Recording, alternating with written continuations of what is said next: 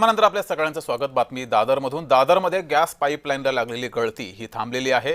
जेसीबीचा खोर लागल्यानं gas pipeline फुटली होती। गोखले रोड परिसरामधील ही घटना आहे। दरम्यान आता ही गळती थांबवण्यात आली आहे।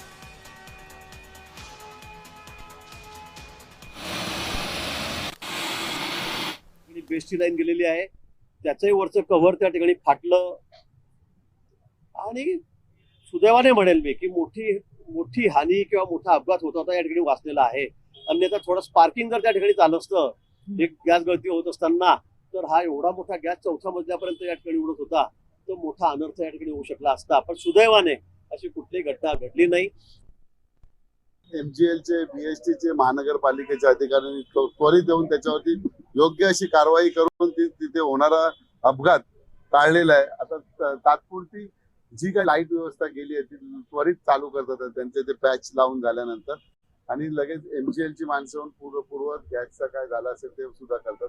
हे साधारण 2 ते 2.5 तासामध्ये पूर्ववत सेवा लोकांसाठी उपलब्ध होईल असं आश्वासन महानगरपालिका, बीएसटी आणि एमजीएल ने दिलं।